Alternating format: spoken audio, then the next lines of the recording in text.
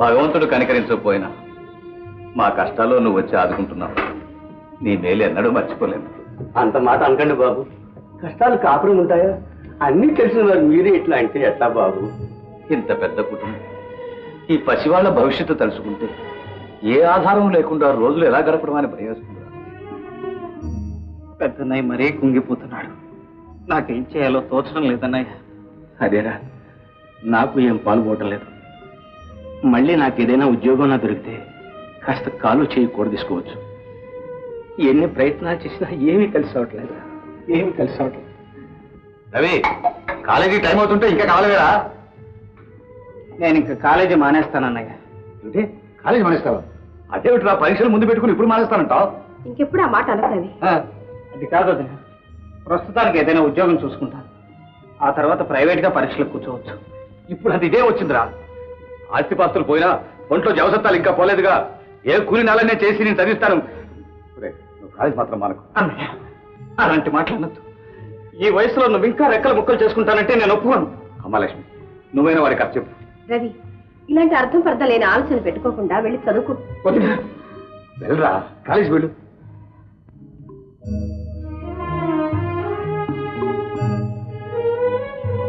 రవి, రవి, ఇదిగోరా, నీకోసం కావాల్సిన డబ్బు పట్టుకొచ్చాను. చదువుకోరా. ఎక్కడరా నీకు ఈ డబ్బు? అది మన స్కూటర్ అమ్మేశాను. స్కూటర్ అమ్మేశావా? మీ అమ్మా నాన్న అడిగితే ఏం చెప్తావరా? ఏదో సాకు చెప్తాను. అయినా నీది కూడా ఇందులో సగం డబ్బు ఉంది. సరే, ఎప్పటికైనా నీ డబ్బు నీకు తప్పకుండా ఇచ్చేస్తారా? ఏంట్రా రవి, నువ్వు చాలా గొప్పవాడు. వాళ్ళని బాగా చదువుకోవాలరా నా కోరిక.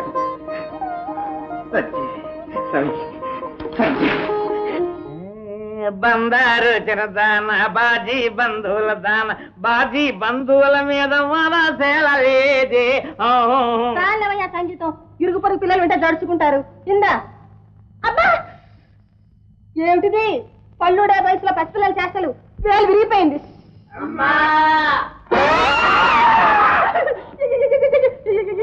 ఎవరు బాబు మీరు? చంద్రమండలం మీద దిగి వచ్చిన వాళ్ళు భూమండలం మీద దిగారు.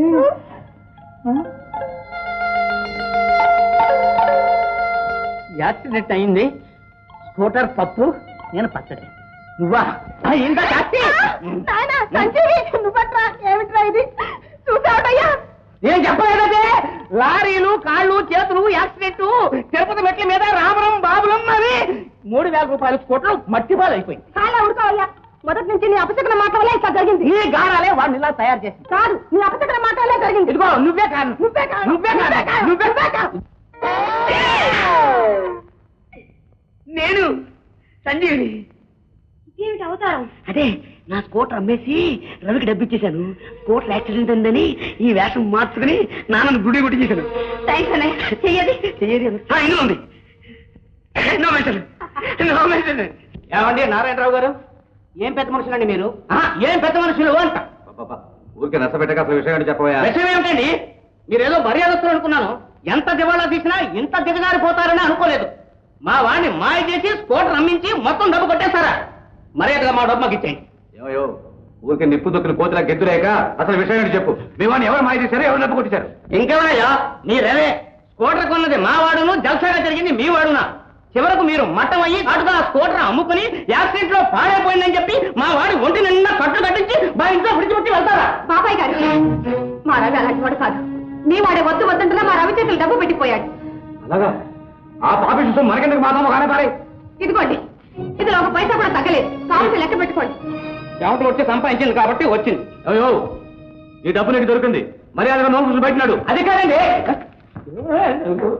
మిస్టర్ రావ్, మీకు ఈ లైన్లో ఎన్నేళ్ల అనుభవం ఉంది? శోభా టెక్స్టైల్స్ లో 12 ఏళ్లు పనిచేశానండి. I see, very good. మీలాంటి అనుభవం కలవారే మాకు కావాల్సింది కూడా. మీకు తప్పకుండా ఈ post. Just a minute. Hello, general manager speaking. నమస్కారం అమ్మా.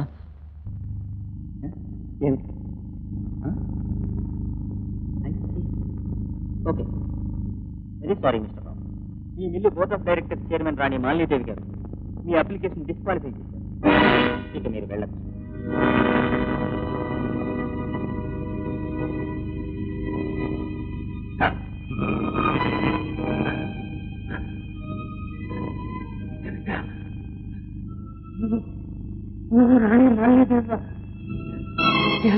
ఎలా అయ్యావు? నీలో ఇంత కాఠిన్యం ఎలా వచ్చింది? వద్దు వద్దు, నన్ను ఇంకా చిత్రహింస చేయదు సవిత. వద్దు వద్దు.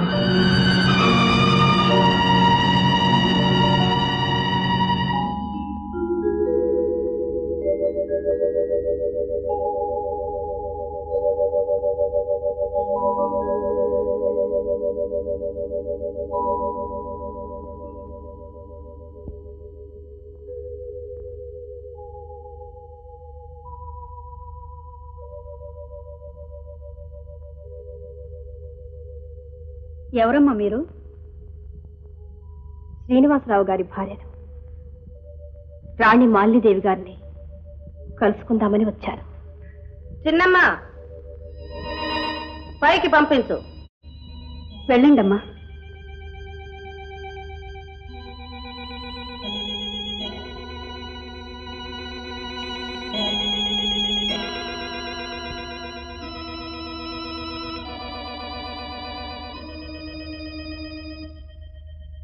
నమస్కారం అండి.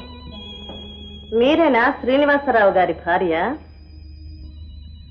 పాప చాలా కష్టాల్లో ఉన్నట్టున్నారు. అందుకు మీ సహాయాన్ని కోరడానికి వచ్చాను అనుకోకండి.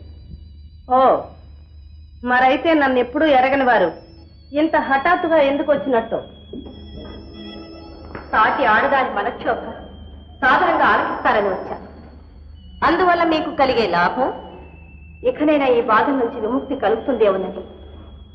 అయితే చెప్పండి. ఈనాడు గౌరవ మర్యాదలతో గుట్టుగా బ్రతికిన మా కుటుంబానికి ఈనాడు నిలవ నీడ లేకుండా చేశారు. అది స్వయంకృత అపరాధం. అడుగడుగునా వారి జీవితంలో మీరు అడ్డుపడి వారిని అవమానించడం దేనికి? పండంటి మా కాపురాన్ని బజారు పాలు చెయ్యాలనా? మీ ఆవేదన అర్థమైంది. మీ పేరు? లక్ష్మి. నా పేరు మీకు తెలుసు అనుకుంటాను. మీ పేరు కంటే మధురమైనదంటే కాదంటారా? ఎందుకు అలా అంటున్నారు? నేను మీకంటే అందంగా ఉన్నాను కదూ. అంతేకాదు, ధనవంతురాల్ని కూడా. ఏమంటారు? పేదదాన్నని నన్ను మీరు ఇలా హేళన చేయటం సభ్యత కాదంటాను. అభిమానపడకండి. మీ పేదరికాన్ని క్షణంలో పోగొట్టగలను. మీరు పోగొట్టుకున్నదంతా నిమిషంలో ఇవ్వగలను.